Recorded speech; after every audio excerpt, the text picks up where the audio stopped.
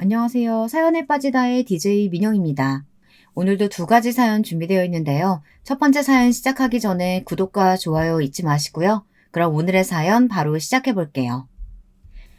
안녕하세요. 저는 작은 북카페를 운영하고 있는 내 아이의 엄마입니다.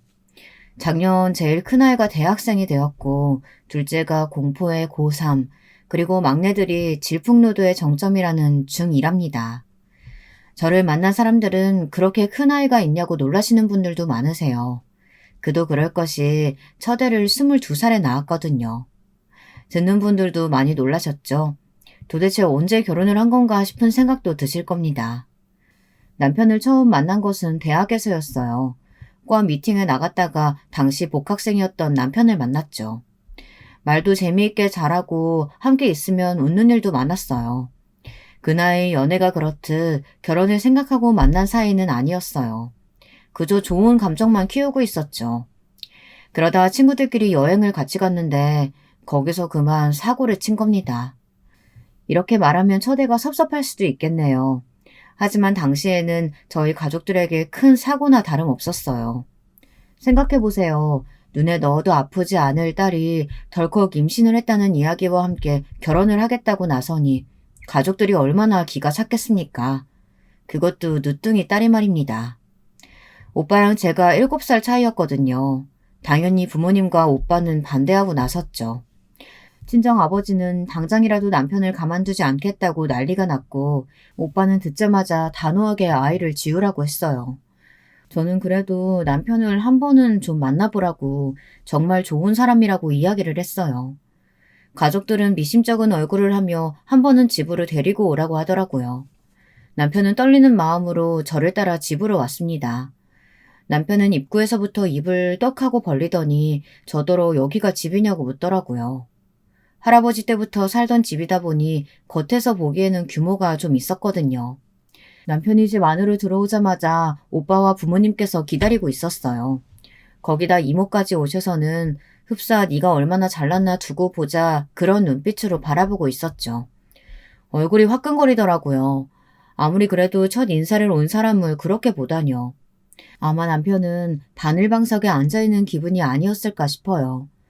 눈에 레이저가 나올 것 같은 얼굴로 식탁에 앉아있는데 어느 누가 밥이 입으로 넘어가겠어요. 그렇게 환장할 첫 인사를 마치고 남편을 보내고 나서 저는 부모님께 너무했다고 화를 냈어요. 아무리 마음에 안 들어도 처음 인사 온 자리예요. 그런 얼굴로 보실 건 아니잖아요. 욕하고 쫓아내지 않은 것만으로도 다행인 줄 알아야지. 너는 도대체 뭘 보고 좋다고? 아이고, 내가 못 살아. 얼굴 딱 보니 너 고생길 훤하게 열리게 생겼는데 꼭 결혼을 해야겠어? 아직은 네 나이 어려. 그냥 포기하면 안 되겠니? 저는 어떻게 그런 말씀을 하실 수 있느냐고 화를 냈지만 친정 식구들은 눈 하나 깜빡하지 않았죠. 오히려 처음 이야기를 들었을 때보다도 더 격렬하게 반대를 하시더라고요. 우리 가족뿐만이 아니었어요. 지방에 있으신 이모까지 올라오신 것도 기가 차는 일인데 이모가 아예 앞장서서 남편을 욕하더라고요. 생긴 것을 봐도 뺀질거린다며 저런 인간이 결혼을 하면 마누라 고생시키는 관상이라고 하는데 괜히 울컥하더라고요. 저는 소리를 높여 저한테 잘해주는 좋은 사람이며 보이는 것이 전부는 아니라고 말했어요. 말 같지도 않은 소리. 그놈 관상이 딱 봐도 너만 죽어라 고생시킬 얼굴인데 왜 결혼을 하겠다고 난리야? 아버지야말로 이상한 소리 하지 마세요. 아니 반대 이유가 그럴싸해야 저도 수긍을 하죠. 고생시키게 생겼다니 그게 무슨 말이세요? 엄마 아빠 나이 되면 그런 것들도 보인다니까. 그리고 아직 대학 졸업도 안 했다며 미래가 있는 것도 아니잖아. 이렇게 창창한 나이에 네 공부도 있는데 무슨 생각으로 출산에 결혼이야. 결혼하고 아이 낳은 그 이후에도 충분히 공부 끝날 수 있어요. 그리고 오빠도 대학 졸업하고 자기가 어떻게 할지 계획이 다 있다고요. 인생이 계획대로 풀리는 줄 알아? 입만 털고 있는 놈인지 누가 알아? 오빠가 그 일에 대해서 뭘 안다고 그렇게 말해. 한 번밖에 못 봤잖아. 찍어 먹어봐야 똥인지 된장인지 안다니? 다짜고짜 임신부터 시킨 놈이 무슨. 하긴 너나 그놈이나 도찐 개찐이지. 누구를 탓해. 똑같으니까 이런 사고나 생기지. 세상에 새파랗게 어린 것이 무슨 배짱으로 임신부터 했다는 소린지. 정말 천지가 개벽할 노릇이다. 무서울 정도의 가족 반대에도 남편은 태연했어요. 오히려 괜찮다고 웃기만 하더라고요. 충분히 그럴 수 있는 상황이라고 하며 시간이 좀 필요한 일 아니겠냐며 속상해하는 저를 다독여 주었죠. 친정과는 다르게 시댁에서는 무척이나 저를 반겨주셨어요. 그러다 보니 친정 식구들의 맹렬한 반대는 철없는 저를 더 자극하는 것만 같았죠. 결국 죽어도 남편과 결혼하겠다고 우기던 저는 친정과 등을 지게 되었어요. 나 같아도 귀한 막내딸이 애가 져서 대학 졸업도 안 하고 결혼부터 한다 하면 싫다 하시지. 그러니 너무 속상해하지 말고 아기 낳고 키우다 보면 이해해 주시겠지. 어차피 배불러 지금 당장 결혼식을 할 수도 없으니까 우리 애 낳고 결혼식 올릴 때 그때 장인어른 장모님 모시자. 태어난 우리 애 보면 마음이 바뀌실 거야. 제가 친정의 반대에 많이 괴로워하자 시어머니까지 나서서 저를 다독여 주셨어요. 혹시 임신했는데 몸이라도 상하면 큰일이라고 신경도 많이 써주셨죠. 임신하고도 친정에서 좋지 않은 이야기만 듣던 저에게 시어머니의 다독임과 남편의 다정함은 감동이었어요. 두 사람이 딴 생각을 하고 있다고는 조금도 생각하지 못한 저는 순수하게 그 말을 믿었죠. 첫 임신이라 겁나는 것도 많고 모르는 것 가득한 저는 시댁에 있으면서도 마음이 편하지는 않았어요. 너무 저를 잘 챙겨주셨지만 이상하게 심장이 콩닥콩닥 뛰었죠. 첫 딸아이가 태어나고 저는 고민을 했습니다. 친정 식구들에게 아이가 태어났다는 사실을 이야기해야 하나 고민이 되었죠. 아무리 결혼을 반대하셨지만 그래도 손주가 태어났는데 궁금해하지 않으실까 싶었거든요. 그래서 용기를 내어 연락을 했습니다. 무슨 일인지 오빠가 받더라고요. 다시는 우리 얼굴 안 본 생각으로 나가더니 갑자기 무슨 전화야? 오빠, 나 출산했어. 딸이야. 제 고백에 한동안 오빠는 아무 말이 없었죠. 저는 초조했습니다. 뭐라도 한마디 할 줄 알았는데 조용한 것이 더 불안하기만 했죠. 숨 넘어갈 것 같은 침묵이 이어지고 오빠가 낮은 목소리로 말하더라고요. 그래서 너 아기 낳았으니까 우리 싫다고 집 나간 너를 받아주란 말이야? 네가 무슨 짓을 하고 나간 건지 너는 모르지? 너 때문에 부모님들이 얼마나 상처받으셨는지 상상해본 적도 없지? 어떻게 너는 너 아픈 것만 생각하고 너만 잘났니? 오빠, 지금 나한테 할 말이 그것뿐이야? 애를 낳았다는데 해줄 말이 그것뿐이냐고. 그럼 무슨 소리 기대하고 전화했는데? 다 받아줄 테니 돌아오란 소리 기대했어? 지금 생각해보면 오빠도 눈물을 꾹꾹 눌러 참고 이야기를 했던 것 같아요.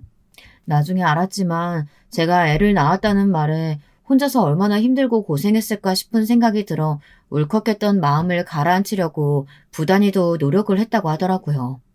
그래서 말도 못하고 가만히 전화만 붙들고 있었다는 것을 한참 뒤에야 알았죠.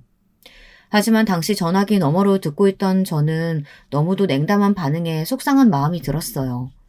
오빠의 마음 따위는 조금도 생각하지 못했죠. 그저 서운하고 원망 섞인 마음만 들어 오빠에게 앞으로 절대 연락하지 않을 테니 죽었다 생각하란 말만 남기고 전화를 확 끊어버렸답니다. 며칠 뒤 남편은 제게 친정에 전화를 했었느냐고 묻더군요. 솔직하게 오빠와 있었던 이야기를 했죠. 제 이야기를 듣고 난 남편은 거기서 그렇게 이야기를 하면 어떻게 하느냐고 화를 버럭 내더라고요. 너무 의외였어요. 연애부터 시작해서 그런 남편의 모습을 처음 봤거든요. 어안이 벙벙해서 멍하게 남편을 바라보았습니다. 이제 우리 딸도 태어났고 충분히 마음 풀리셨을 수도 있는데 그 잠깐을 못 참고 당신 사실은 저거랑 다른 이유로 문제 있었던 거 아니야? 듣기 싫은 말 듣더라도 잠깐이면 되는데. 나도 왜 처음에는 참으려고 했었어. 그런데 그렇게까지 화를 내시는데 그럼 거기다가 뭐라고 해. 손이 발이 되도록 빌었어야지. 무조건 잘못했다고 하고 빌었으면 되는 일을. 아, 진짜 한심하게. 저는 남편의 말에 눈물이 날 것 같았어요. 물론 제가 잘못한 것도 많고 제가 빌었어야 하는 상황인 것도 맞지만 그래도 남편이 그런 말을 할 것이라고는 생각지도 못했거든요. 남편은 제가 울먹이며 고개를 돌리자 아차 싶었는지 갑자기 자신이 너무 심한 말을 한 것 같다며 미안하다고 급하게 사과를 하더군요. 그렇게까지 말할 생각은 아니었다면서 처가에 사위로 인정받고 싶은 마음이 컸기 때문이라고 미안하다는 말로 저를 달랬습니다. 저는 섭섭한 마음에 입을 꾹 다물었어요. 남편은 어떻게든 제 기분을 풀어주려고 애쓰더군요. 그때 눈치를 챘어야 했는데 눈치가 없던 저는 당시 왜 남편이 그렇게 화를 냈었는지에 대해 생각을 깊게 해보지 않았어요. 나중에 알았죠. 남편에게 다른 생각이 있었다는 사실을 말이에요. 육아를 시작한 저는 매일 잠도 이루지 못하고 혼자 있으면 자꾸 눈물만 나더라고요. 그러면서 문득 친정 어머니도 이런 마음으로 저를 기르셨구나 싶은 생각이 들었어요. 그리고 친정에 다시 전화를 걸고 싶은 충동이 들었습니다. 그런데 그 자존심이 뭐라고 죽은 줄 알라고 큰소리쳤던 것이 기억나서 좀처럼 용기가 나지 않았습니다. 그렇게 고민을 하던 저는 그래도 잘 사는 모습으로 다시 전화를 드리자는 굳은 다짐을 하고 그 다음에는 복학해서 대학을 졸업할 계획을 세우기 시작했어요. 하지만 제 계획은 둘째 임신으로 산산조각이 났죠. 분명 조심한다고 했는데 둘째가 덜컥 들어섰더라고요. 그때는 저도 모르게 남편에게 화를 내기도 했어요. 복학해서 졸업할 생각이었는데 어떻게 하면 되느냐고요. 속상해하지 마. 우리 둘째까지 낳고 나면 처가에서도 더 이상은 뭐라 하시지 못하겠지. 그럼 우리 장인어른이랑 장모님한테 인사도 드리면 되잖아. 그럼 내 복학은? 졸업은? 나도 졸업하고 취직해야 하는데 또 이렇게 미루라고? 둘째 낳고 내년에 가면 되지. 그리고 그때면 처가에서도 우리를 인정해 주실 거고 한결 수월하게 애들 키울 수 있을 거야. 어처구니가 없었죠.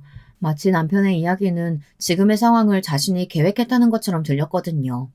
당시에는 몰랐는데 돌이켜보면 피임을 했지만 남편의 계략이 있었던 것은 아닐까 싶어요. 하여튼 그렇게 저는 복학의 시기를 또다시 1년 미루면서 임신과 육아 괴로움에 몸부림치고 살고 있었죠. 그 와중에 남편은 취직 준비를 한다고 정신이 없어 그 누구에게도 답답한 제 마음을 털어놓지도 못했어요. 시어머니께서도 초반과는 180도 달라지셔서는 이거 해라 저거 해라 잔소리가 심하셨죠. 특히 제가 너무 서러웠던 것은 첫째가 올 때였어요.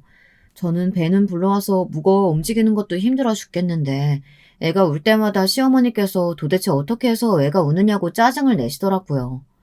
애가 밤낮으로 우는 소리 때문에 신경쇠약에 걸리실 것 같다고 엄마가 그렇게 애를 못 봐서 어떻게 둘이나 키우겠냐고 소리를 지르셨죠. 첫애를 가지고 시댁으로 들어왔을 때는 그렇게 다정하게 행동하셨던 시어머니가 완전히 다른 사람이 된 것이나 다름없었습니다. 그 상황에서 남편이 제 편을 들어주느냐? 그것도 아니었어요. 남편은 애가 우는 소리 때문에 공부에 집중을 할 수 없다고 하면서 집에 좀처럼 들어오지를 않았어요. 주말에도 도서관에 가서 공부해야 한다고 이른 아침부터 나가서는 늦은 밤에나 들어왔죠. 그런데 더 웃긴 것은 진짜 도서관에 갔느냐? 그것은 또 아니라는 거죠. 저녁에 문자 오는 소리에 확인해보면 무슨 술집 이름이 찍힌 카드 안내 문자가 왔거든요. 진짜 너무 화가 나서 하루는 술에 잔뜩 취해 들어오는 남편에게 제정신이냐고 큰 소리를 쳤던 적도 있었어요.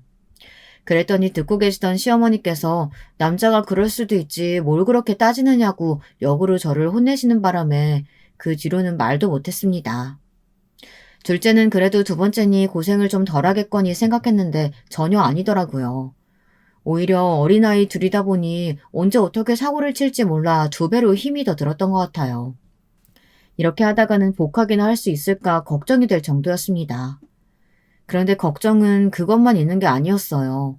남편이 그렇게 열심히 취업 활동을 했지만 단 한 군데도 붙은 곳이 없었거든요. 서류에서 떨어진 곳이 대부분이고 서류 전형을 통과했다고 하더라도 면접에 가서 떨어졌죠. 남편은 자신이 붙을 것이라고 생각했는지 떨어질 때마다 화를 냈고 술에 잔뜩 취해서 집에 들어오는 일이 많았어요. 솔직히 이야기를 하자면 취업 준비하는 남편을 보면서 저는 잘 될 수 없다고 생각했어요. 입으로만 준비를 했지 솔직히 개인 스펙을 쌓는 것처럼 보이지도 않았거든요. 토익 점수 올리기 위해 학원 다닌다고 등록은 했지만 제가 보기에는 제대로 다니는 것이 맞는지 의심스러웠어요. 너무 대기업만 노리지 말고 내실 좋은 중소기업도 좀 알아보고 그래요. 중소기업? 지금 나더러 어디 가서 명함도 못 내밀 그런 곳에 가라는 말이야? 그렇게 말하지 말고요. 다른 사람한테 자랑하려고 직장 구하는 건 아니잖아요. 당신 적성에 맞는 것을 찾아보는데 간판에 너무 집착하지는 말자는 그런 의미죠. 당신 말 되게 이상하게 한다. 뭐야, 지금 내가 주제도 모르고 대기업 욕심내고 있다는 말을 그 말을 하고 싶은 거야? 도대체 날 뭘로 보는 거야? 제 말에 남편이 길길이 뛰면서 화를 내더군요. 그리고는 자신의 진가를 못 알아보는 회사가 문제라고 이야기하는 남편을 보며 저는 문득 남편과 결혼하면 고생길이 열릴 것이라고 말한 친정 부모님의 얼굴이 떠올랐어요. 저는 무섭게 화를 내는 남편을 보면서 한숨만 내쉬었죠. 해가 바뀌고 남편은 갑자기 대학원으로 진학하겠다고 말했어요. 저는 무슨 대학원이냐고 반대를 했습니다. 원래부터 석박사를 준비했던 사람도 아니고 갑자기 무슨 말도 안 되는 소리인가 싶더라고요. 평소 남편의 말이라고 하면 팥으로 메주를 만들었다고 해도 믿을 시어머니께서도 무슨 대학원이냐고 말리실 정도였답니다.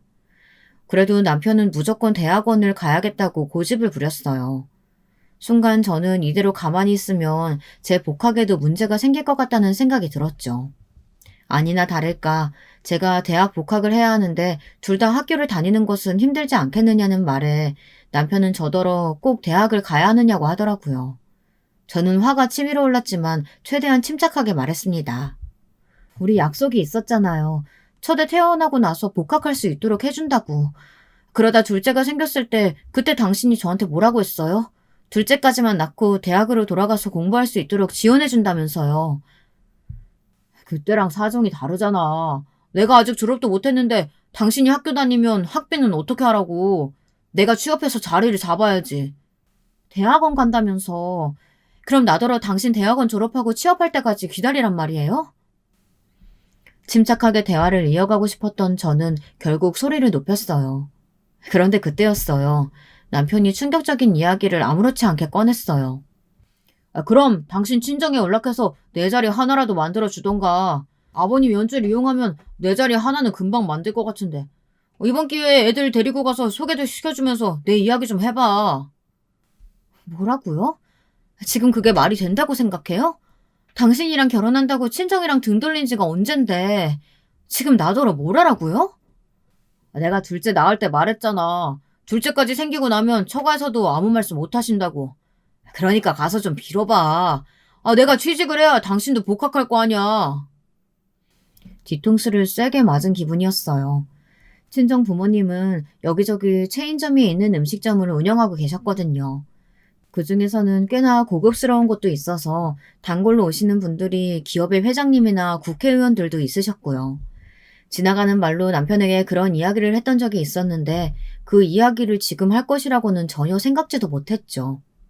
남편은 그 덕을 좀 보려고 했는데 제가 쓸데없는 자존심만 내세워 자신의 앞길을 막는다고까지 하더군요. 정말이지 그동안 제가 뭘 보고 이 남자랑 결혼을 하려고 했는지 과거의 제 자신이 한심스럽고 부끄럽더라고요. 저는 그 길로 아이들을 데리고 집을 나왔습니다. 당연히 이혼하겠다고 소리를 지르고 말이죠. 집을 나오기는 했는데 갈 곳이 없더라고요. 친정으로는 당연히 갈 수 없었고 몇 안 되는 친구들과도 자연스럽게 멀어진 상태라 그 누구에게도 도움을 청할 수 없었습니다. 그런데 그때였어요. 중고등학교 동창으로 유학 갔던 친구와 우연히 카페에서 만난 것이죠. 저는 숨이라도 좀 돌릴 생각으로 카페에 들려 앉아 있는데 낯선 사람이 제 이름을 부르며 다가오더라고요. 오랜만에 만났는데도 단숨에 알아볼 수 있었죠. 친구는 갑자기 애엄마가 되어있는 저를 보곤 꽤나 놀란 눈치였어요. 이내 무슨 일이냐고 물어보는 친구에게 부끄러워 말을 할 수 없었습니다. 그저 얼버무리며 친구의 안부를 물었죠. 친구는 그런 제 모습에 눈치를 챈 것인지 시간 되면 함께 가자고 하며 첫째를 번쩍 들어올리더군요. 그리고는 애들도 피곤해 보이는데 자기 집에 가서 이야기를 하자고 하더라고요. 화끈거리는 얼굴을 감싸쥐고 저는 친구를 따라 나섰습니다. 아예 귀국을 했다는 친구는 혼자 살기에는 꽤나 넓은 집으로 저를 데리고 갔어요. 그리고 아이들을 편하게 씻기고 재우라고 하고는 잠시 나갔다 오겠다고 하더군요. 그렇게 외출해서 돌아온 친구는 양손 가득 아이들에게 필요한 물건들을 사왔어요. 그리고는 며칠이 되어도 좋으니 편하게 지내라고 말했습니다. 그 말에 저는 참고 있던 눈물을 터뜨리며 있었던 일을 이야기했어요. 친구는 잠자코 제 이야기를 듣고는 말없이 제 어깨를 두드려 주었죠. 다음날 남편에게서 미안하다는 말로 가득한 음성 메시지가 도착했더군요. 제가 전화도 받지 않고 문자며 카카오톡이며 다 반응이 없자 초조해진 것 같았어요. 아마 제가 갈 곳도 없으니 금방 돌아오겠거니 싶었는데 아예 외박을 하자 놀란 모양이더라고요. 그러면서 저더러 친정이냐고 물어보며 친정이라면 바로 데리러 가겠다고 하더군요. 기가 찼어요. 저는 친구와 함께 있다는 말과 함께 이혼 서류나 준비해두라고 말했죠. 남편은 자신이 잘못했다고 한 번만 용서해달라고 말했어요. 내가 당신 앞길을 막고 있다며. 나야말로 당신 때문에 인생이 틀어진 사람이야. 왜 이래? 그러니까 서로 헤어져서 각자 갈 길 가자고.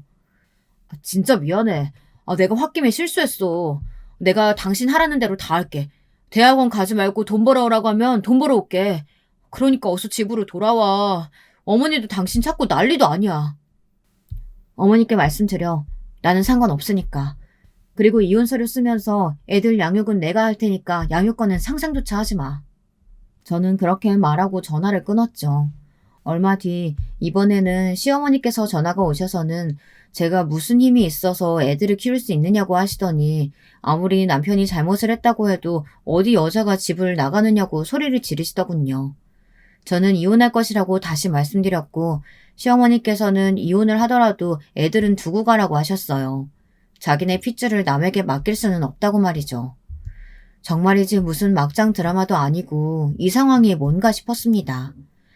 시어머니께서는 무능력한 저보다는 남편이 아이를 키우는 것이 맞지 않겠느냐고 큰소리치시며 법대로 해도 자신들이 유리하다고 하시더군요.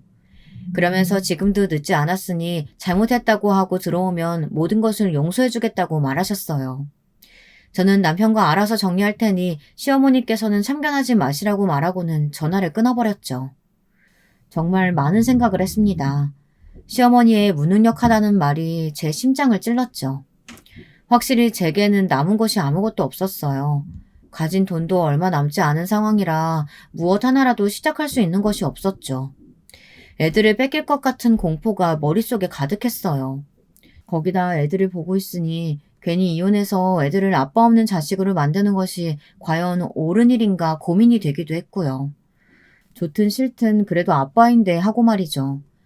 아마 제 이야기를 듣고 계신 분들 중에는 저런 답답이가 다 있나 하시면서 한심해하실 분들도 계시겠죠.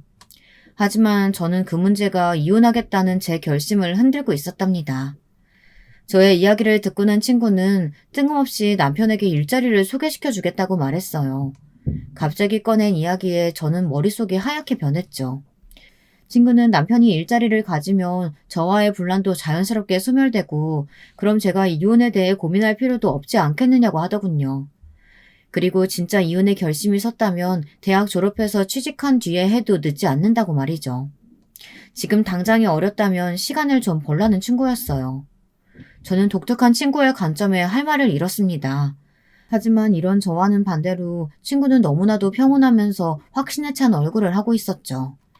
겨우 정신을 차린 저는 그런 식으로 생각해도 되겠구나 싶었어요. 하지만 친구에게 신세를 더 이상 지고 싶지는 않았죠. 친구는 고작 일자리 하나에 제가 편할 수 있다면 문제가 되지 않는다고 말하며 괜찮다고 웃었어요. 저는 오랜만에 만나 이렇게까지 친절을 베풀어주는 친구에게 너무 미안해서 견딜 수가 없었어요. 너는 잊고 있을지 모르겠지만 나는 한 번도 잊은 적이 없었거든. 너는 몰랐겠지만 중학교 때 나 왕따 당했었어. 너 전학 오기 전까지. 그런데 너 전학 와서 다른 애들이 말리는데도 아무렇지 않게 나한테 다가와서 같이 밥 먹자고 해주고 같이 숙제하자고 하고. 너는 모를걸? 그게 얼마나 고마웠는지. 그때는 그냥 네 그림이 좋아서 너랑 친하게 지내고 싶었을 뿐이었어. 그래, 너는 그런 마음이었겠지만 나한테는 아니었어. 나 사실 그때 학교도 다 그만두고 싶었거든. 그런데 네가 있어서 버틸 수 있었어. 지금 이렇게 어엿한 디자이너로 살고 있는 것도 다 네 덕분이고. 저는 너무 과장해서 말하는 것 아니냐고 했지만 친구는 전혀 아니라고 하며 자신의 도움을 거절하지 말아달라고 했죠. 그렇게 친구의 도움으로 남편은 한 패션 브랜드의 공장에 취직할 수 있었어요. 낙하산으로 공장장이라는 명칭까지 달고 말이죠. 처음에 그 이야기를 들었을 때 남편은 심드렁 하더니만 공장장 자리에 친구가 소개시켜준 곳이 대형 브랜드라는 것을 알고 나서는 얼굴이 싹 바뀌면서 제 앞에 무릎까지 꿇어가며 미안하다고 사과를 하더라고요. 속으로 참 가벼운 무릎이구나 생각하며 저는 남편의 사과를 받아들이는 척 했어요. 하지만 친구의 말처럼 언젠가 제가 능력만 되면 이혼해 버리겠다고 다짐했죠. 다시 집으로 돌아가는 날, 친구는 제게 더 늦기 전에 친정에 연락을 하라고 말했어요. 더 늦어버리면 나중에 후회할 일이 많아진다고 말이죠. 이날의 이 충고를 저는 평생에 걸쳐 후회하고 또 후회했답니다. 시댁으로 돌아온 저는 남편의 직장이 멀리 있다는 핑계를 삼아 독립을 하자고 말했어요. 다행히 그 회사에서는 사택을 제공하고 있더라고요. 남편 역시 그게 좋겠다고 말했죠. 더 다행인 점이 있다면 사택이 제가 복학하려는 대학과도 가까웠답니다. 다음에 남편이 취직을 하고 저는 바로 복학을 했어요. 아이들은 남편 회사의 어린이집에 맡겨두고 정말 미친 듯이 공부만 했어요. 남편과는 자연스럽게 대면대면한 사이가 되었죠. 그렇게 저는 대학 졸업반이 되었고 취업 준비도 자연스럽게 시작했답니다. 남편은 그런 저를 보면서 취직이 쉬운 것이 아니라며 차라리 사택 근처에서 알바 자리나 알아보는 것이 어떻겠느냐고 말했지만 저는 이혼을 생각하며 이를 악물고 악착같이 덤벼들었어요. 덕분인지 몇 군데 면접을 보러 오라는 연락을 받았고 결국에는 취업에 성공할 수 있었답니다. 그것도 대기업의 말이죠. 사실 애도 있고 해서 성공할 것이라고는 전혀 기대하지 않았거든요. 그저 경험 삼아 넣어보자 정도였는데 붙어버릴 줄은 몰랐죠. 진짜 얼마나 기뻤는지 말로 다 표현하기 힘들 정도였어요.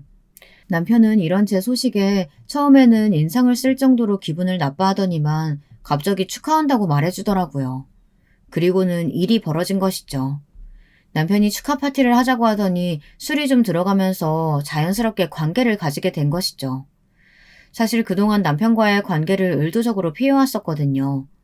그런데 하필 그날 술에 취해 관계를 맺은 것이 원인이 되어 임신이 되어버린 것입니다. 무슨 이런 말 같지도 않은 이런 일들이 우연하게 일어날 수 있나 미칠 것 같았어요. 거기다 쌍둥이라니. 저는 산부인과를 나오면서 길에 주저앉아 큰 소리로 울음을 터뜨렸답니다. 당연히 취직 합격은 없었던 일이 되었죠. 모든 것을 다 포기하고 싶은 심정이었어요. 그런데 제가 합격한 다른 회사에서 상관없다고 일을 하러 와줄 수 있느냐고 하더라고요. 출판사였는데 자기 회사에는 임산부들도 여럿 있다고 하며 편하게 일하러 오라고 하더라고요. 그래서 저는 냉큼 그곳으로 출근하기 시작했죠. 출판사를 다니면서 쌍둥이를 낳고 키우고 정말 최선을 다해 하루하루를 살아가고 있었습니다.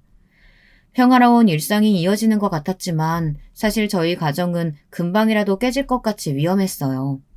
남편이 도박에 손을 대기 시작했거든요. 처음에는 세미나를 갔다가 카지노에 가서 가볍게 즐겼다고 하더군요.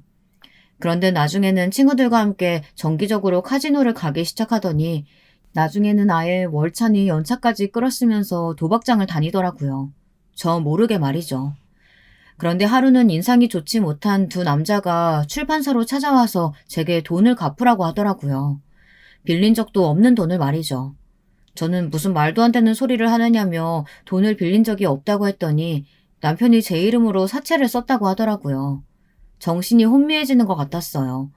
비틀거리는 몸을 겨우 추스르고 언제 얼마나 빌렸는지 물었죠.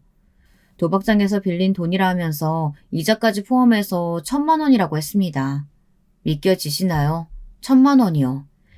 20평대 사택에서 내 아이들과 북적거리며 살고 있는 가정의 가장이 도박장에서 1,000만 원의 빚을 지고도 그 돈을 아내 명의로 빌렸다는 사실이 있을 수 있는 일이겠습니까?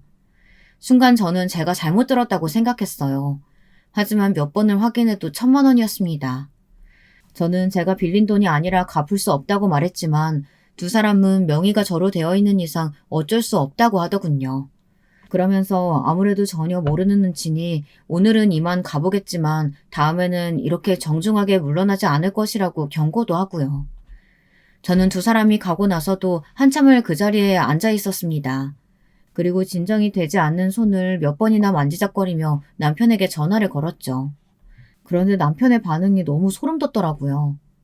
거기로 갔어? 그 조금만 기다리라고 했는데, 아유, 하여튼, 못 배운 것들이 인내심도 없어서는.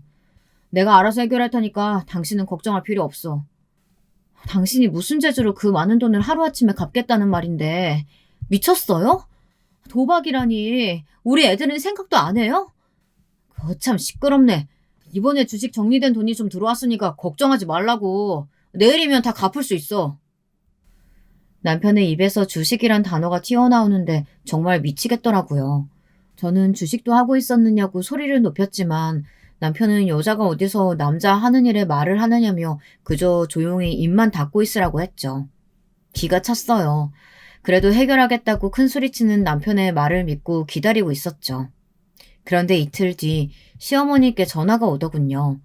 꽤나 당황한 목소리로 제게 도대체 집에서 살림을 어떻게 하고 있느냐고 소리를 지르시더라고요.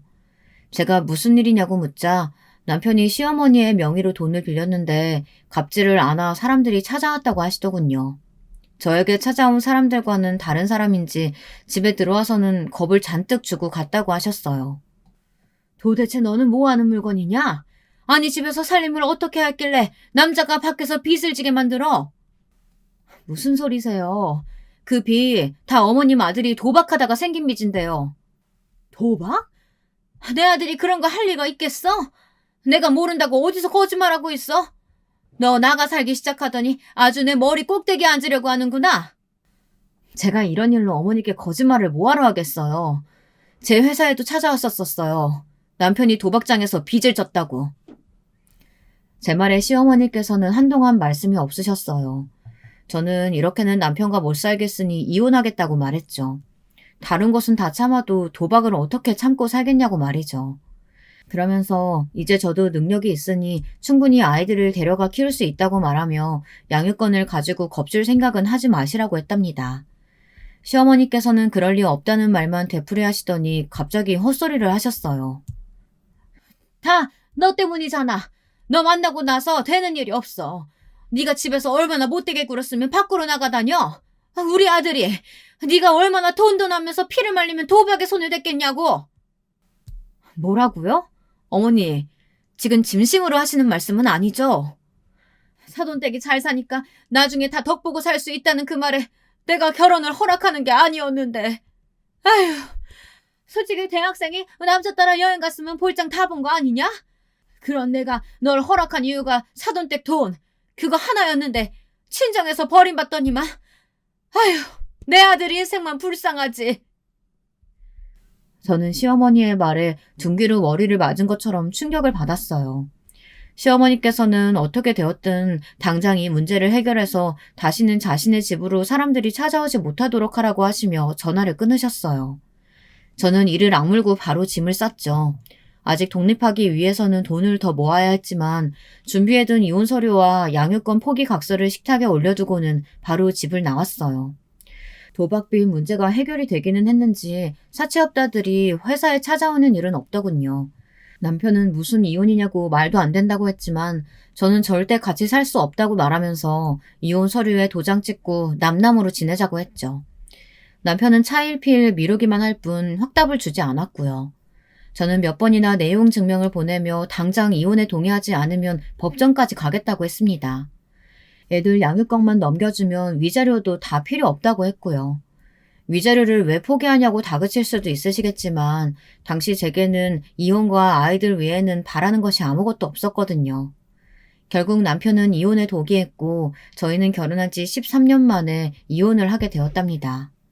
비록 이혼을 하기는 했지만 여전히 남편은 애들의 아빠였기에 일주일에 몇 번은 아이들과 시간을 보내는 것에 흔쾌히 동의했어요. 얼마 뒤 남편은 친구가 소개시켜준 일을 그만두고 다른 일을 시작했다고 하더라고요.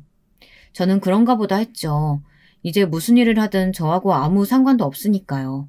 제 앞가림만 하면서 애들 키우는데도 힘든데 뭐하러 그런 인간까지 신경을 쓰겠어요. 그렇게 하루가 1년 같은 바쁜 나날들이 이어졌어요. 남편은 가끔이지만 바쁜 저를 대신해서 애들을 챙겨주러 집에 오기도 했는데요. 처음에는 그런 상황이 불편했는데 몇 번 반복되다 보니 익숙해지기 시작했어요. 쌍둥이들이 저 없을 때 아프면 저 대신 병원에 데려다 주기도 했고요.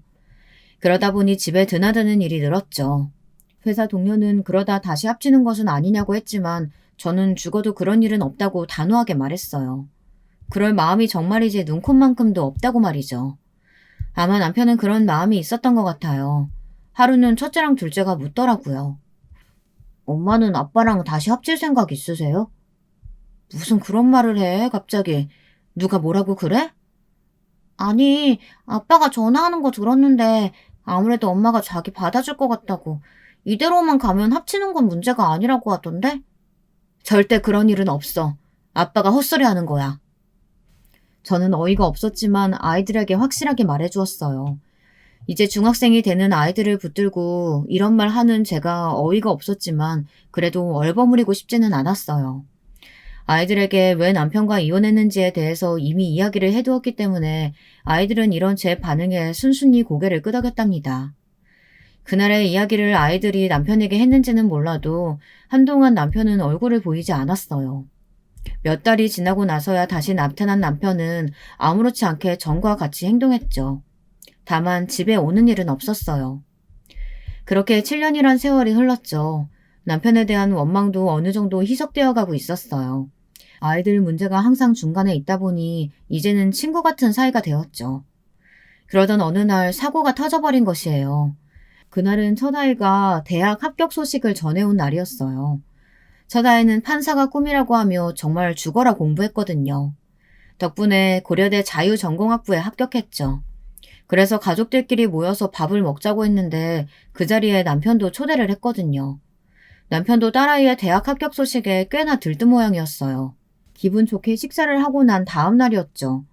저는 딸아이 등록금을 낼 생각으로 어플을 켰는데 통장에 돈이 없더라고요. 이게 무슨 일인가 싶어 바로 은행으로 달려갔어요. 은행에서는 오전에 인출이 있었다고 하더군요. 저는 어처구니가 없어 집으로 가서는 통장을 찾았어요. 서랍 곳곳을 뒤졌지만 통장이 보이질 않았죠. 그뿐만이 아니었어요. 다른 아이들의 등록금 통장도 없더라고요. 집안 곳곳을 찾아보았지만 헛수고였죠. 그런데 문득 남편의 얼굴이 떠올랐어요. 평소보다 많이 피곤해 보이던 얼굴에 저는 설마를 중얼거리며 남편에게 전화를 걸었죠. 통장? 애들 명의로 된 거 말이지? 내가 좀 급해서 가져왔어. 쓰고 채워둘 테니까 너무 걱정하지 마. 미쳤어? 이거 엄연히 도둑질이야. 내가 애들 몫으로 모아둔 돈을 당신이 뭔데 가져간다는 거야? 경찰에 신고하기 전에 당장 가져와. 그 돈이 어떤 돈인데? 애들 대학 등록금이고 유학 자금으로 모아둔 거라고. 유학은 무슨, 앞으로 어떻게 될 줄 알고 유학 자금이래. 내가 지금 급하다고 말했잖아. 금방 채워준다니까. 저는 당장 큰아이 등록금 내야 하는데 무슨 헛소리냐고 가져오라고 소리를 질렀어요. 남편은 등록금을 무슨 벌써 내느냐고 하더니 그 몇백이 없어서 자기한테 전화를 걸었느냐고 하더군요. 자기도 그 돈이 없어서 통장을 훔쳐간 주제에 그게 무슨 헛소리인지. 저는 비밀번호는 어떻게 알았으며 언제 가져갔느냐고 따졌어요. 남편은 애들 통장인데 비밀번호야 뻔한 건 아니겠냐고 하면서 축하 파티에서 슬쩍 했다고 당당하게 말했죠. 화가 머리끝까지 났던 저는 그 한마디에 온몸에 힘이 다 빠지는 것 같았어요. 저는 이렇게 화를 내고 있는데 오히려 영문을 모르겠다는 남편의 반응에 지금 뭐하러 내가 화를 내고 있나 싶더라고요. 저는 다른 거 필요 없으니 그저 당장 돈을 돌려달라고 말했어요. 하지만 남편은 이미 다 쓰고 없다고 하더라고요. 그 많은 돈이 없다는 게 말이 되는 소리야? 어머니 생신이랑 올해 해외여행 보내드리고 싶었는데 주식이 좀 빠져서 손해가 났어. 어쩔 수 없었어. 시부모님께 효도했다고 생각해. 효도? 당신이랑 나랑 이혼한 지가 언젠데 내가 당신 부모한테 효도를 해야 되는데 미치려면 곱게 미쳐. 어떻게 아빠라는 인간이 자식 등록금을 빼서 그딴 곳에 써? 야, 아무리 우리가 이혼을 해도 한 번 시부모님은 영원한 시부모님이야. 말 그따위로밖에 못해? 그리고 내가 돈 돌려준다고 하잖아. 특급 정보 물었으니까 딱 기다리고 있으라고. 한 달이면 되니까. 한 달 같은 소리 하네. 당장 등록금 넣어야 한다니까? 남편은 그런 저에게 사채를 좀 빌려 쓰고 있으라고 하더니 작전이 잘 먹혀 들어가면 자신이 가져간 돈의 몇 배는 돌려받을 수 있다며 시끄럽게 하지 말고 전화를 끊으라고 하더라고요. 전화를 끊고 저는 이 일을 어떻게 해야 하는지 갈피를 잡을 수 없었어요. 당장 해결해야 하는데 제가 할 수 있는 것은 아무것도 없구나 싶었죠. 그래도 딸아이 등록금은 어떻게 해야겠다 싶어 발을 동동 구르며 알아보기 시작했어요. 눈물이 날 것 같았죠. 그 와중에 남편에게 도대체 어떻게 복수를 해줘야 할까라는 생각이 머릿속을 채우고 있었답니다. 그때였죠. 터덜터덜 길을 걸어오는데 누군가 저를 부르더군요. 너무나도 그립고도 미안한 목소리였어요. 고개를 들어 소리나는 방향을 바라본 저는 두 눈을 의심하고 말았답니다. 집 앞에서 오빠가 저를 바라보고 있더라고요. 저는 그 자리에서 한 걸음도 움직이지 못했어요. 어디 갔다 오냐? 한참은 기다렸는데. 여길 어떻게 알고? 네 친구가 연락했더구나. 너한테 큰 문제가 생겼는데 아무래도 내 도움이 필요할 것 같다고. 저는 할 말을 잃고 가만히 발끝만 바라보았어요. 제가 무슨 얼굴로 오빠를 마주할 수 있겠어요. 오빠는 가만히 제게 다가와서는 떨리는 손으로 제 손을 잡아주셨어요. 그러면서 하나도 안 변했다고 중얼거리면서 보고 싶었다고 말했죠. 저는 눈물이 왈칵 쏟아졌어요. 부모님은 건강하시지? 연락 못 받았니? 7년 전에 돌아가셨다. 그게 무슨 말이야? 돌아가시다니? 왜? 왜 나한테 연락도 안 주고? 연락했다. 네 남편이란 놈이 말 안 하지? 너한테 연락이 안 돼서 그놈한테 말했는데. 저는 정신이 번쩍 들었어요. 이혼하면서 제가 전화번호를 싹 다 바꿨는데 아무래도 그 이유였던 것 같아요. 저는 그런 이야기는 전혀 들어보지도 못했다고 말했고 오빠는 얼굴이 벌겋게 될 정도로 화를 내기 시작하셨죠. 저는 이 모든 것이 남편 때문이라는 것에 뒷목을 잡을 정도로 충격을 받았습니다. 결국은 바닥에 주저앉아 대성통곡을 시작했죠. 한참을 화를 내시던 오빠는 우는 저를 꼭 안아주셨고요. 조금 진정이 된 저는 오빠를 데리고 집 안으로 들어갔습니다. 오빠는 신기한 듯 집안을 둘러보시며 아이들의 사진을 보시곤 눈을 떼지 못하셨어요. 특히 첫째를 보고는 저 어릴 때랑 똑 닮았다고 하면서 웃으셨어요. 자리에 앉자마자 오빠는 무슨 일인지 이야기를 해보라고 했죠. 망설이던 저는 딸아이 등록금 사건을 더듬거리며 이야기했어요. 이야기가 이어지는 도중에 몇 번이나 오빠는 자리에서 일어났다 앉았다를 반복하셨죠. 제 이야기가 끝나자마자 오빠는 등록금부터 해결하자고 하시고는 어디론가 전화를 걸었습니다. 그리고는 금방 등록금은 해결되었으며 앞으로도 자신이 책임질 테니 걱정하지 말라고 하셨죠. 검사 출신의 오빠는 우리 첫째가 오빠와 같은 길을 가려는 모습이 꽤나 자랑스러운 눈치셨어요. 하지만 문제는 그게 아니잖아요. 이 일의 원흉을 어떻게 그냥 넘어갈 수 있겠어요. 그건 그렇고요, 오빠. 그 사람 절대 용서 못해요. 부모님 장례식도 못 가게 만든 그 인간. 제가 어떻게 용서해요. 우리 애들 등록금 빼서 시부모님 여행이나 보내드리고 주식에 넣는 인간이 어떻게 애들 압박했어요? 죽여도 시원치 않을 인간. 절대 그냥 못 넘어가요. 그건 당연하지. 나도 절대 이대로 넘어갈 생각 없다. 저는 오빠에게 남편이 흘렸던 주식 작전 이야기를 전했어요. 가만히 듣고 있던 오빠는 알아서 해결하겠다고 제게 남편과의 모든 연결고리를 끊어야 한다고 말하며 짐을 챙겨 본가로 가자고 말하더라고요. 그리고 앞으로 절대 남편과 만나지 말라고 선을 그었어요. 혹시나 연락이 오더라도 받지 말라고 했죠. 그리고 남편이 가져간 등록금은 신고부터 하자고 하더라고요. 저는 아이들 생각으로 잠시 멈칫했지만 이번만큼은 절대 물러설 수 없다는 생각에 오빠가 시키는 대로 했어요. 모든 것은 일사천리로 이루어졌답니다. 아이들은 어리둥절하다가 모든 일에 관해 이야기를 하자 한숨을 내쉬며 제가 원하는 대로 하겠다고 했죠. 남편에게 다시 연락이 온 것은 얼마 되지 않았을 시점이었어요. 출판사로 찾아왔더군요. 아주 사색이 되어서 와서는 무슨 정신으로 자신을 신고했냐고 했어요. 저는 조금도 망설임 없이 경찰을 불렀습니다. 오빠와 약속했거든요. 남편은 갑자기 들이닥친 경찰들 손에 끌려나가면서 이대로 넘어갈 수 있을 줄 아느냐고 소리를 질렀지만 저는 눈길조차 주지 않았습니다. 그렇게 한 달이 흘렀을까요? 오빠 말로는 남편이 주식 사기 사건에 연루되어 있다고 알려주더군요. 그것도 주축이라고 해도 좋을 만큼의 자리말이죠.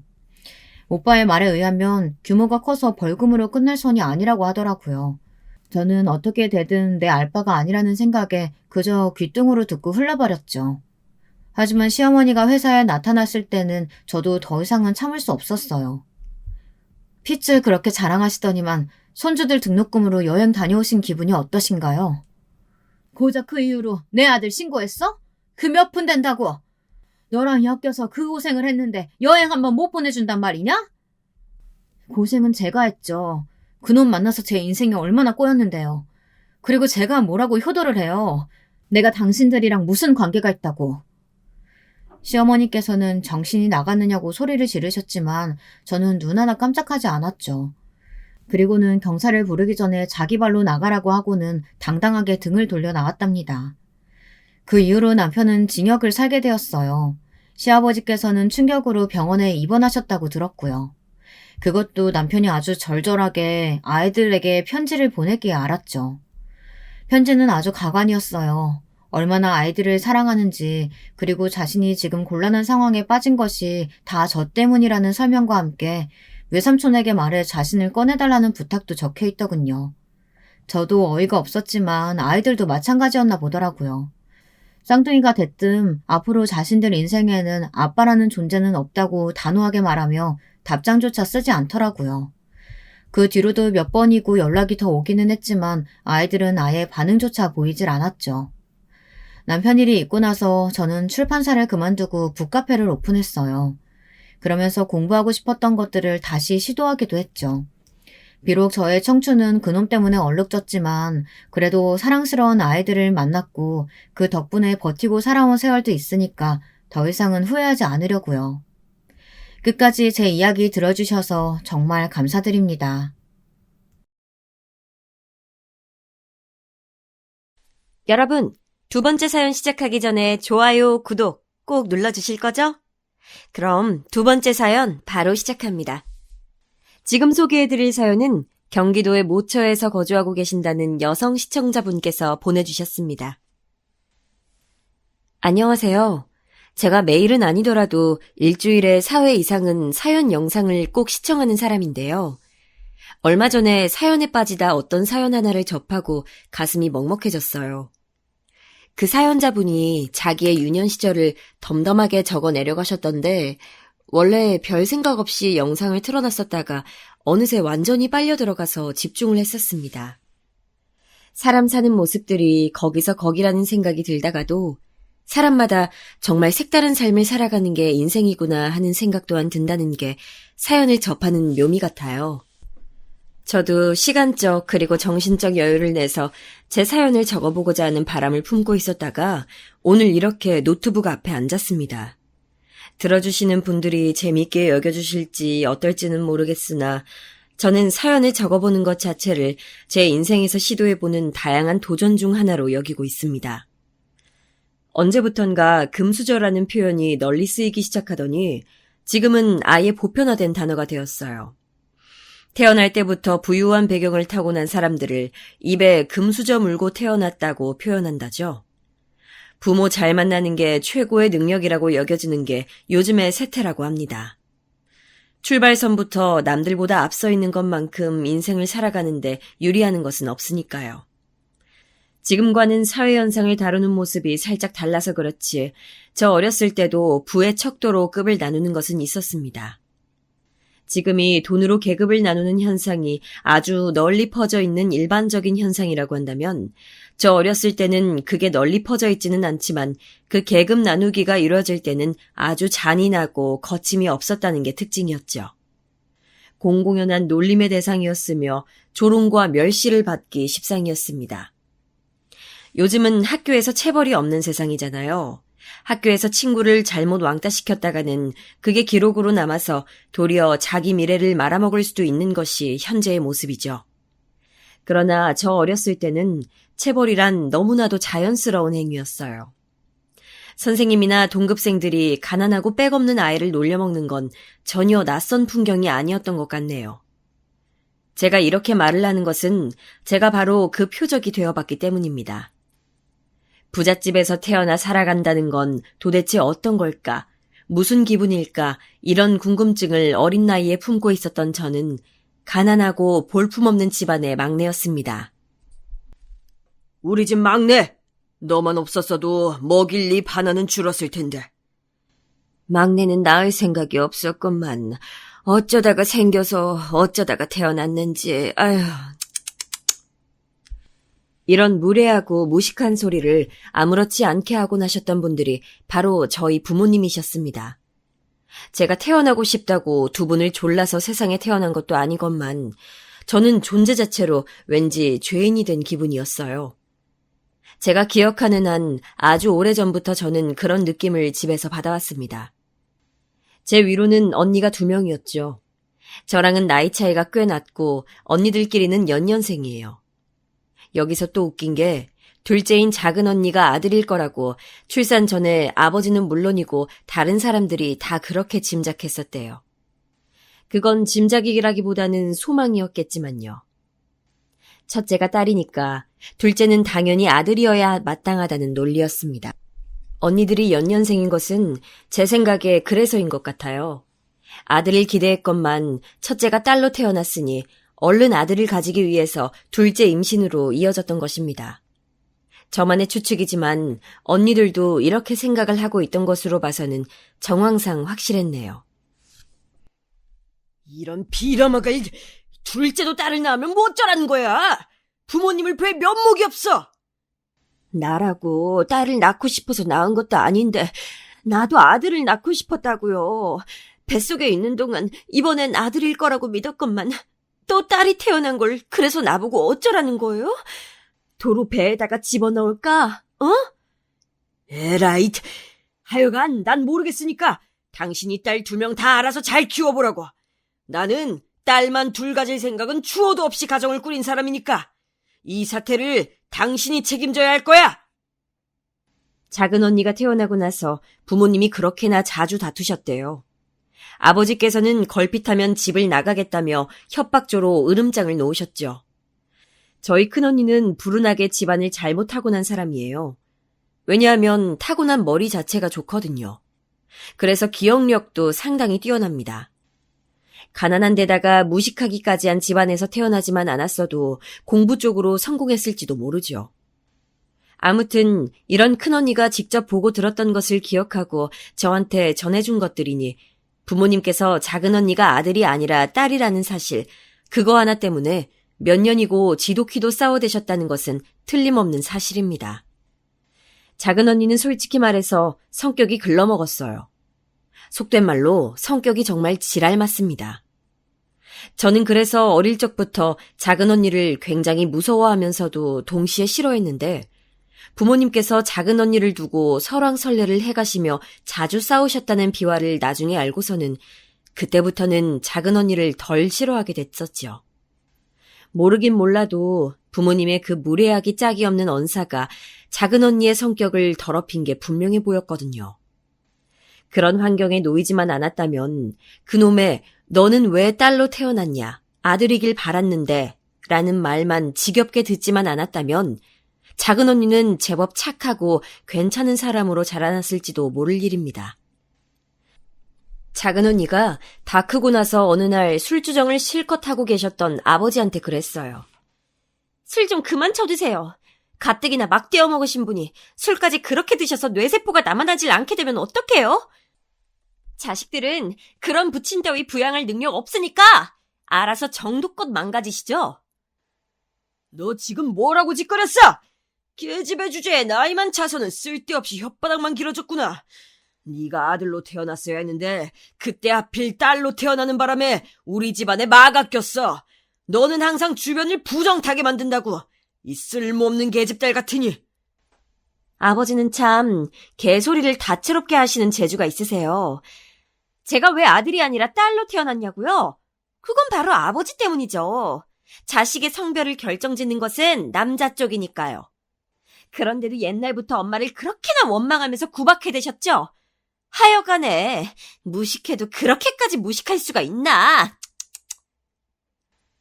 작은 언니가 과장스럽게 혀를 쯧쯧 차면서 고개를 저었을 때 아버지께서는 거의 뒤로 넘어가려고 하시면서 분노하셨습니다. 그러나 그걸 두려워할 작은 언니가 아니었죠. 아버지가 휘어잡고 당신의 뜻대로 다루기엔 이미 작은 언니가 너무나도 많이 커버린 뒤였습니다.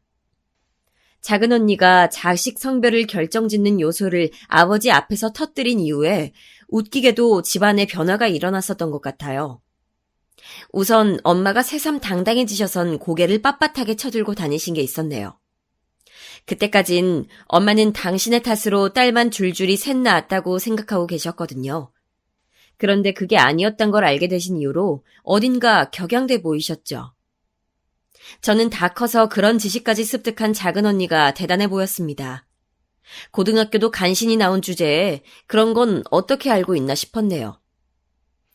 작업반장 이모가 알려주시더라. 그 이모의 조카가 서울대 다닌다잖아.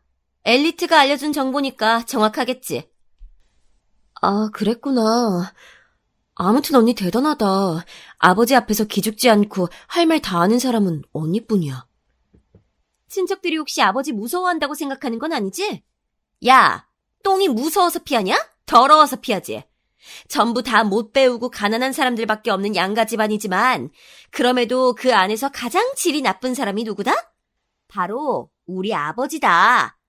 그러니까 다들 상종하기 싫어하는 거야. 너는 그냥 아버지 생각 자체를 하지 말고 최대한 무시하면서 공부나 해. 내가 보니까 우리 집은 너 아니면 가망 없다.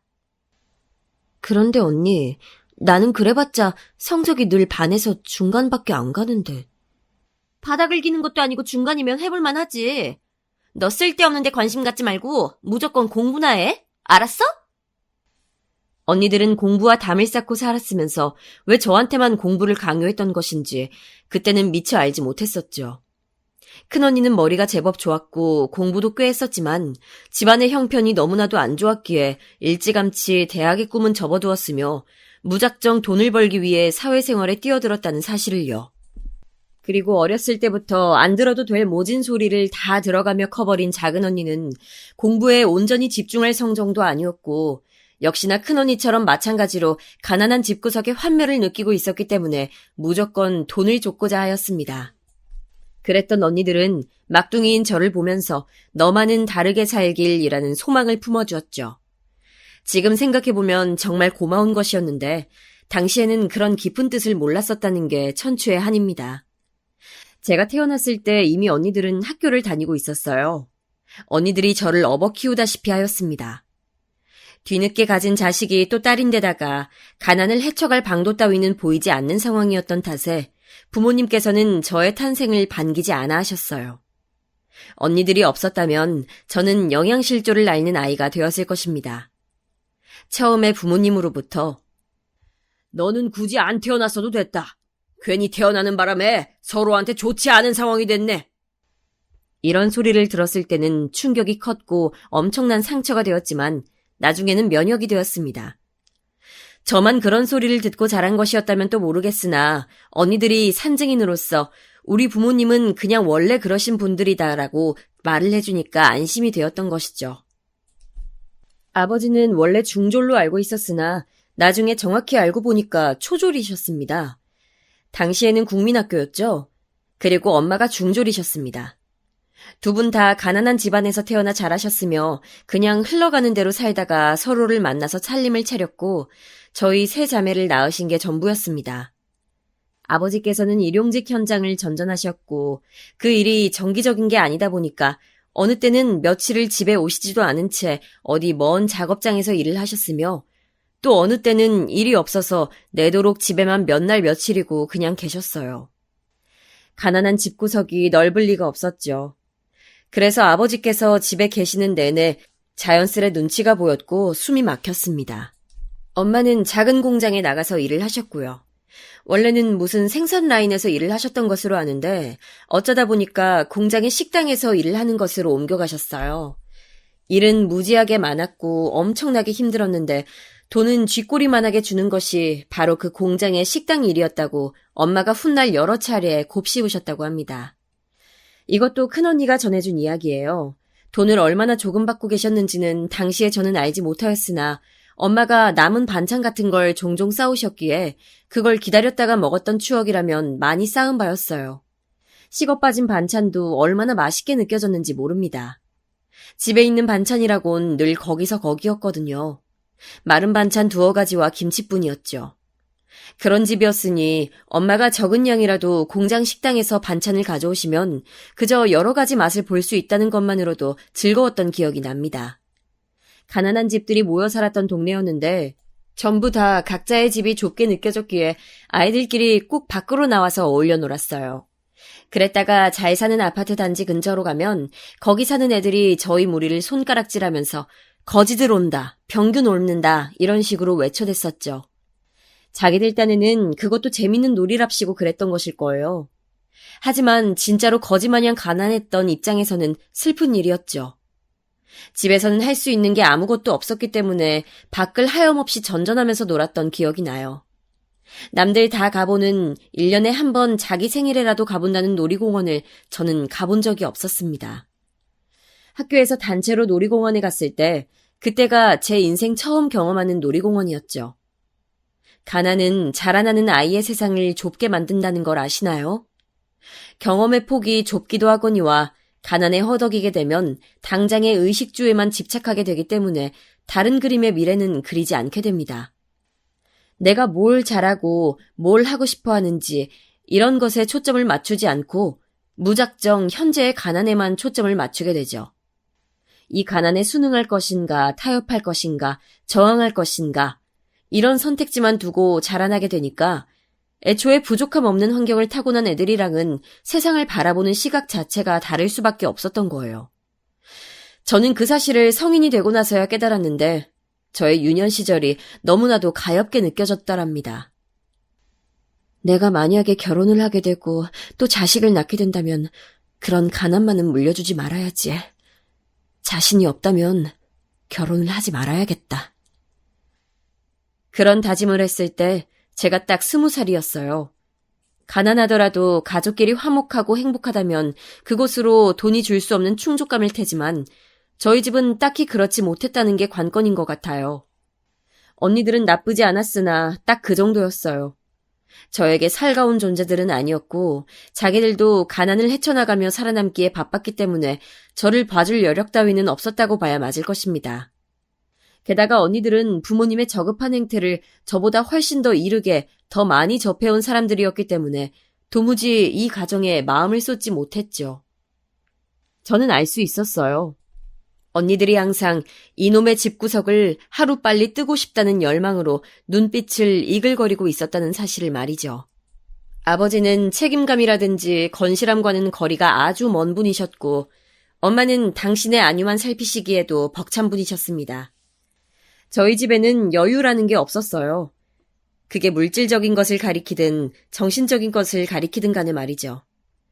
그렇다 보니 가족끼리 끈끈하지도 못하였고 각자 도생해서 살아남는 게 현실적인 방안이라는 생각 정도나 하면서 살았습니다. 부모님이 별것도 아닌 일로 크게 싸우시는 모습을 볼 때마다 저도 가족이란 함께 있으면 플러스가 아니라 마이너스가 되는 것이라는 확신을 했었던 것 같아요. 그랬기 때문에 결혼이나 아이를 갖는 것에 저는 회의적인 성인으로 자라났는데 놀랍게도 작은 언니가 결혼하겠다는 의사를 밝혀왔어요.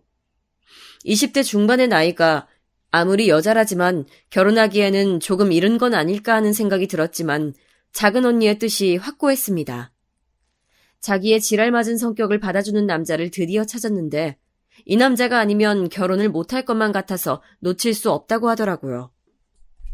아버지께서는 시집 보낼 돈 따위는 없다면서 작은 언니를 향해 배째라고 하셨습니다. 그러자 작은 언니는 필요 없다고 맞섰죠. 아버지의 도움이나 허락 따위는 필요하지 않다고 외치는 작은 언니를 보면서 저는 엄청 놀랐고 감명 또한 받았던 듯 싶네요. 뭔가 대단해 보였거든요. 그리고 엄마가 몰래 모아두셨던 돈을 작은 언니에게 건네셨습니다. 사실상 우리 집안의 현금 전부라고 할 수 있는 거야. 큰 도움은 안 될지 몰라도 요긴하게는 쓸 것 같아서 준다. 네가 언제 이렇게 다 커서 결혼까지 하겠다는 건지 세월이 참 야속하기까지 하네. 엄마, 내가 딸이니까 다행이죠? 내가 아들이었어 봐요. 그럼 장가 보내려고 돈이 곱절은 들어갔을 거야. 어디서 돈을 빌려야 했을 수도 있죠. 안 그래요? 너는 왜 이런 때 그런 얘기를 하고 그러니? 내가 옛날에 너 아들 아니고 딸이라고 구박했던 것 때문에 그래? 하여간 뒤끝은 심해가지고선. 그게 아니라요.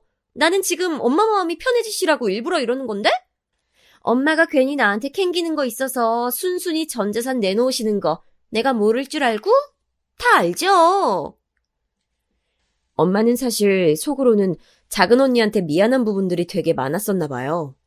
옛날에 모진 소리를 많이 하셨던 걸 내심 당신께서도 스스로 후회하고 계셨던 듯 싶더라고요.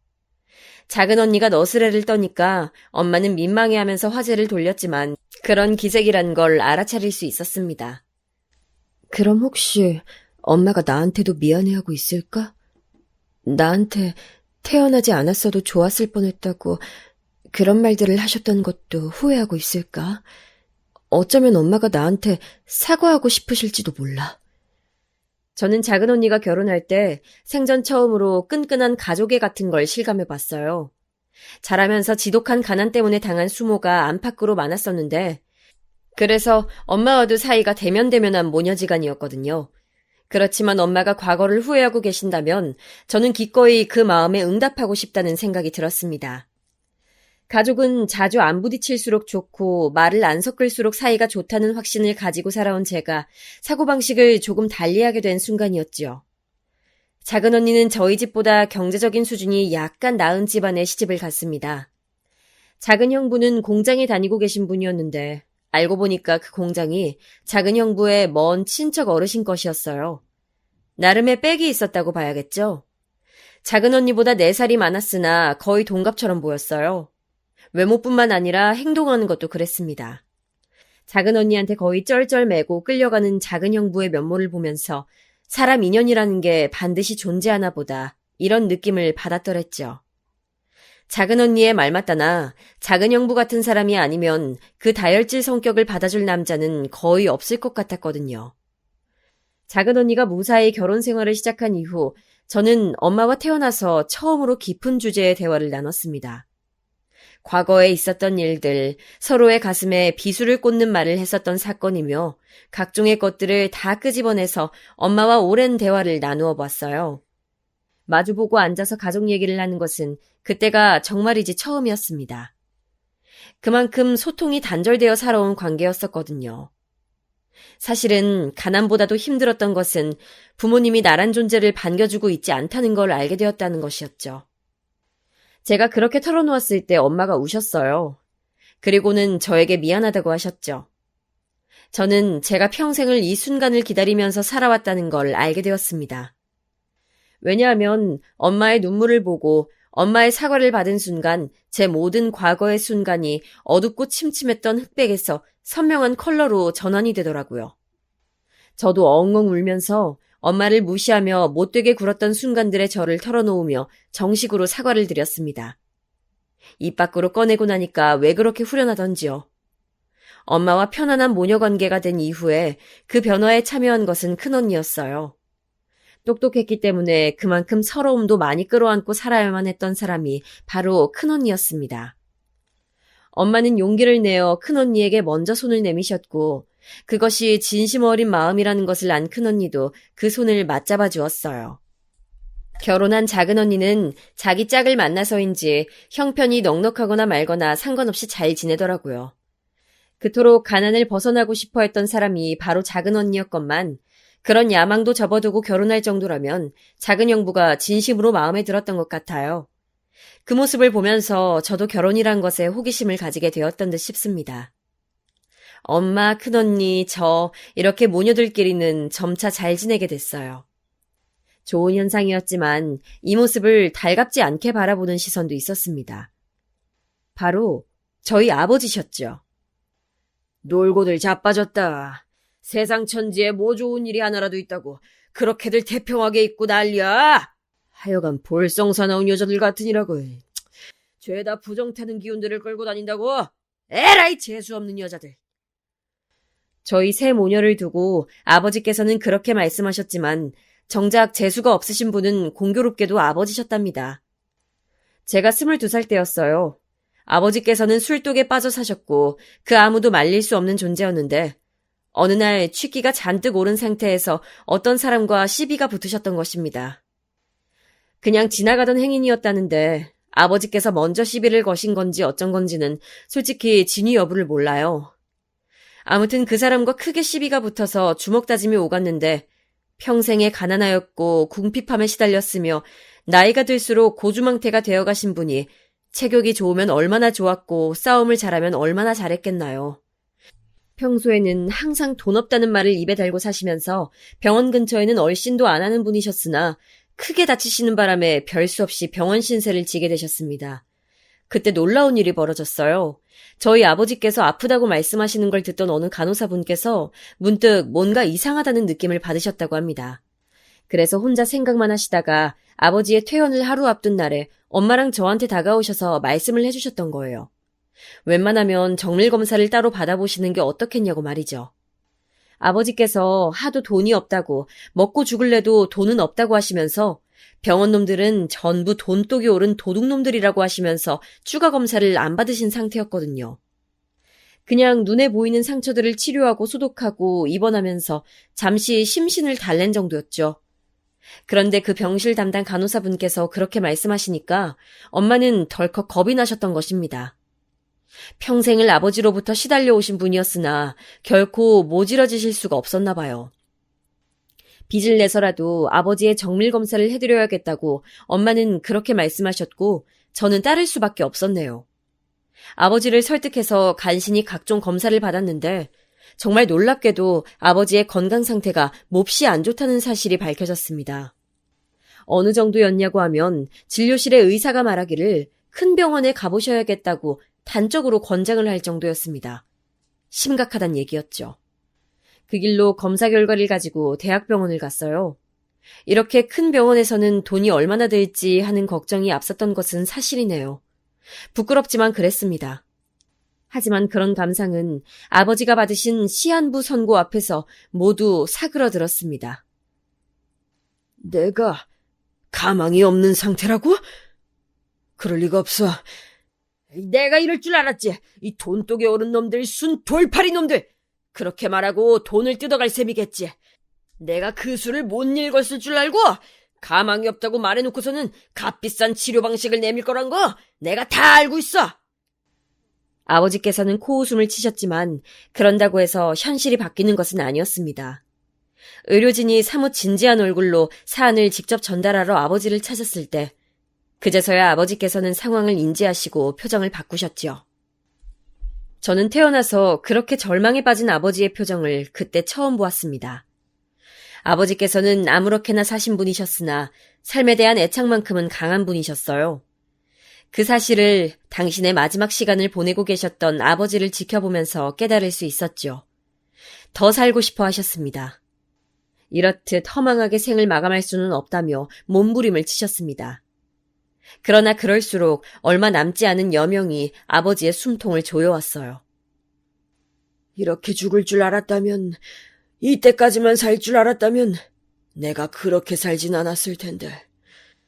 왜 인생이란 것이 나처럼 어리석은 자에게 허락이 되어서 그토록 허망하게 쓰여졌는가.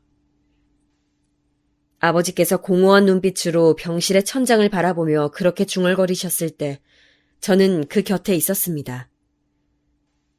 그렇게나 올곧은 목소리를 내실 줄 아는 분이라는 걸 그때 처음 알았네요. 삶을 논하는 철학자처럼 보이기도 했습니다. 만일 아버지라는 사람이 다른 환경에서 살았다면 지금과 같은 말로를 맞이하는 일은 절대 없었을 거라는 출처 모를 확신마저 들었더랬지요. 처음으로 아버지가 안쓰러웠고 가여웠습니다. 아버지 때문에 벌벌 떨면서 두려움 속에 잠겨 지내야 했던 어린 시절의 기억들을 가지고 있는 저였으나 그랬던 괴로운 과거마저 아버지의 죽음 앞에서는 초연한 빛으로 퇴색이 되었습니다. 아버지는 저에게 당신의 과오에 대해 용서를 구하신 적이 없었고 그럴 뿐도 아니셨지만 저는 멋대로 아버지를 용서해버렸어요. 그런 덕분에 제법 홀가분한 심정으로 아버지를 떠나보낼 수 있었던 것 같아요. 아버지께서는 병원에서 초기 예상했던 것보다 더 일찍 돌아가셨습니다. 그 마지막은 갑작스럽기까지 해서 저희 가족들은 전부 다 얼이 빠져 있었어요. 장례식장에서도 아버지의 죽음이 실감나지 않아서 멍하게 있을 정도였죠. 그런데 또 엄청난 일이 벌어지려 하고 있었습니다. 아버지의 발인날에 찾아온 지각생 조문객이었어요. 대체 누구인가 했더니 바로 엄마의 오빠 되시는 분이었습니다. 제 외삼촌이요. 저는 8살이었나? 그때 외삼촌을 마지막으로 보고 그 후로는 만난 적이 없었습니다. 애초에 외갓집이 왕래가 잦았거나 의지할 만한 곳이었다면 아버지께서 그토록 엄마를 못살게 굴진 않으셨을 거예요. 아버지께서는 치사하게 너는 제대로 된 가족도 없는 처지라며 엄마를 조롱하곤 하셨습니다. 외갓집은 거리가 아주 멀었던 데다가 외할아버지와 외할머니께서 일찍이 엄마와 절연하다시피 하셨었기 때문이에요. 엄마의 유일한 형제인 외삼촌과도 가깝지 않았습니다. 외할머니께서 돌아가셨을 때 장례식장에 엄마는 큰언니만 데리고 갔었기 때문에 저는 가지 못했습니다. 그 후로는 아예 외갓집 소식을 듣는 일이 없었네요. 그랬건만 갑자기 외삼촌이 불쑥 등장하시다니 무슨 영문인가 싶었습니다. 그런데 아버지를 납골당에 모셔놓고 나서 외삼촌이 저희 모녀에게 놀라운 이야기를 해주시는 거예요. 외할아버지께서 아주 옛날부터 갖고 계신 땅이 있는데 외할머니께서 돌아가시고 난 직후에 그 땅에 바로 옆 땅을 추가로 조금 더 구입해 놓으셨었다고 합니다. 이제 당신마저 떠나고 나면 찾아갈 부모가 없는 외삼촌과 엄마를 생각하면서 전 재산을 털어서 작게 땅을 더 구입해 놓으셨던 거래요. 그런데 외할아버지께서 단순히 그런 의도로 구입하셨던 땅이 수지를 맞은 것입니다. 단적으로 표현을 하자면 인생 역전 수준이라고나 할까요? 그 엄청난 얘기를 듣는데 도저히 믿어지지가 않아서 엄마랑 저희 자매는 서로의 얼굴만 쳐다봤어요. 외할아버지께서 당신의 하나뿐인 사위, 그 쓸모없었던 존재가 세상을 떠났다는 소식을 접하시고는 결단을 내리셨다고 합니다. 그 땅, 외삼촌과 엄마에게 균등하게 나눠주기로요. 그 가치가 더욱 오를 일만 남은 그 엄청난 땅을 말입니다. 여기까지만 해도 놀라웠는데 갑자기 외삼촌이 수심 깊은 얼굴로 엄마를 향해 이런 말씀을 하시는 거예요. 내가 여기까지 오는 내내 생각을 해봤는데 아무래도 나보다는 네가 더 많이 갖는 게 맞는 것 같다. 나보다 네가 더 고생하며 살아왔잖아. 우리 어머니 떠나실 때 네 생각으로 애달파 하셨다는 거 내가 알아. 그리고 아버지의 아픈 손가락이 바로 너잖아. 암만 해도 나는 너랑 똑같이 그걸 나눠 가질 수가 없다. 네가 더 많이 가져라. 이건 한 번도 오라비 노릇을 제대로 해본 적이 없던 이 오라비의 진지한 부탁이다. 어떻게 이런 일이 저희 가족에게 일어날 수 있는지 너무 엄청난 이야기를 연속으로 들어버리니까 실감이 안 나더라고요. 시간이 좀 지나서 상황이 정리가 되고 나니까 받아들여졌어요. 저희 집 팔자가 고쳐졌다는 사실이 말입니다. 그렇게 되고 나서 큰언니가 시집을 갔어요. 큰형부는 집안이 크게 유복하진 못해도 경제적인 어려움은 딱히 없이 살아온 곳이었습니다. 근데 결혼하면서 큰언니가 저희 집에 부동산이 있다는 사실을 큰형부한테 공개를 안 했어요. 저한테도 입단속 시켰죠. 왜 숨기냐고 하니까 굳이 지금은 말할 필요가 없어서 그렇다고 대답하더라고요. 굳이 알리지 않아도 될 시기라면 알리지 않는 편이 현명하다고 말을 하는 큰언니의 판단력이 왠지 멋져 보였습니다. 큰언니는 저희 가족 중에서 가장 머리가 똑똑한 사람이었기 때문에 그렇게 판단을 내린 데엔 반드시 그럴 만한 이유가 있을 거란 짐작이 들었어요. 큰언니가 결혼하고 나서도 저는 아직 짝이 없었습니다. 연애라면 딱 2번 해본 바가 있었으나 크게 감흥이 없어서 헤어졌어요. 그러다가 제가 어느 날 저의 진짜 인연인지 아닌지 궁금해지는 상대가 등장했습니다. 직장 근처의 식당가에서 처음 마주친 사람이었는데 한번 의식하고 나니까 자꾸만 눈에 들어오더라고요. 다음 날도 그 다음 날도 자꾸만 신경이 쓰였죠.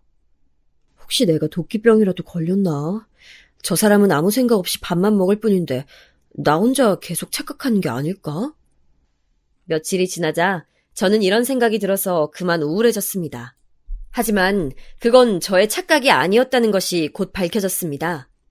왜냐하면 어느 날 그 사람이 저한테 먼저 다가오더니 만나는 남자친구가 따로 있냐고 물어왔거든요. 그 순간 심장이 미친 듯이 뛰었고 저는 그래서 그 사람을 제 운명적인 상대로 받아들였습니다. 그렇지 않고서야 그 순간이 그렇게까지 극적일 수는 없는 노릇이었어요.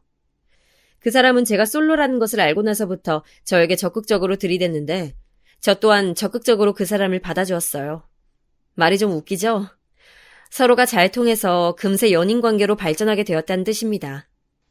그 사람하고 있으면 편안하다거나 그런 포근한 기분은 느끼지 못하였으나 기분이 색달랐고 뭔가 재미를 느낄 수 있었어요. 그 사람은 꽤나 달변가였는데 제가 지니지 못한 면모들을 많이 가지고 있었거든요. 거침없는 성격 같은 게 멋져 보이기도 했습니다. 서로 진지한 이야기를 주고받을 정도로 가까워졌을 때 저는 저희 집 이야기를 꺼내들었어요. 가난하고 무식한 집안에서 태어나 죽도록 힘들었던 유년 시절이라든지 외롭고 힘들었던 그때의 기억들이라든지 주로 그런 것들을 나눴죠. 아버지께서 돌아가시고 나서 남겨진 엄마와 더욱 애틋한 모녀지간이 되었다는 것까지 이야기를 해주었습니다. 부동산으로 수지 맞은 이야기는 빼놨어요. 큰언니의 말 맞다나 굳이 안 꺼내도 될 시기라면 하지 않는 게 현명한 것 같아서 그랬습니다. 앞으로 내가 너의 마음에 남아있는 그 뚫려있는 공백들을 전부 채워줄게. 나한테 와라. 우리 이미 사귀고 있잖아, 오빠. 내가 이미 오빠의 여자라는 걸 몰라서 그런 소리 하는 거야? 그런 의도로 하는 소리가 아니야. 나한테 진짜로 와달라고 하는 거야. 나한테 시집 와. 내가 잘해줄게. 너 하나만큼은 내가 책임지고 먹여 살려준다. 지금 생각해보면 진짜 멋대가리 하나 없는 멘트였는데 그때는 홀라당하고 즉시 넘어가 버렸더랬죠. 그 분위기에 취해서 그랬던 것인지 어쨌는지는 모르겠으나 저는 결혼에 대한 생각을 품고 있었고 마침 그 사람이 그렇게 말을 해오니까 마음이 기울고 말았던 것 같아요. 어쩌다 보니까 어영부영 결혼이 진행되게 되었고 이듬해 저는 결혼해서 그 사람의 아내가 되었으며 그 사람은 저의 남편이 되었습니다. 제가 결혼할 때 작은 언니는 멀리 집을 이사가느라 정신없이 바빴고 큰 언니는 임신 사실을 알게 된 직후였기 때문에 깊은 관심을 받진 못했어요. 결혼하고 나서도 엇비슷했던 것 같네요. 언니들이 다 자기 생활에 너무 바빴기 때문에 왕래를 자주 하기란 무리였고 다만 저는 엄마와 연락을 거의 매일 하면서 지냈습니다. 시댁이 신혼집에서 멀지 않았기 때문에 일주일에 한 번꼴로 찾아가 뵈었는데 겉으로는 아닌 척 굴었지만 속으로는 불편했어요. 왜냐하면 결혼 전에 그 시댁 식구들이 저를 얼마나 탐탁지 않아 했는지 제가 다 봤었기 때문이죠. 그게 자꾸만 속에 남아서 저를 괴롭혀댔습니다.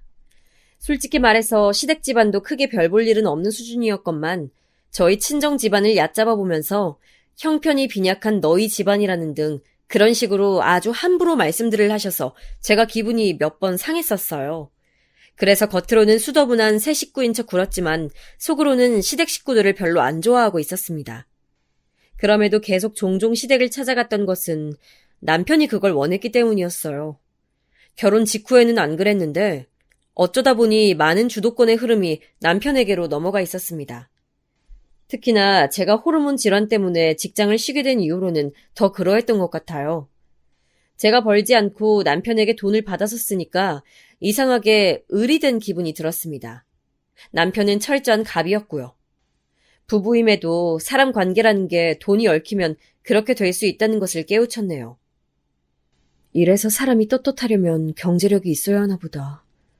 내가 친탁을 해서 건강 문제가 있을 수 있으니 되도록 조심하면서 이렇게 몸이 안 좋은 징조가 보일 때는 반드시 쉬라고 엄마가 하도 성화를 부리니까 일을 쉬고 있긴 한데 몸은 편할지라도 마음은 영 불편하네.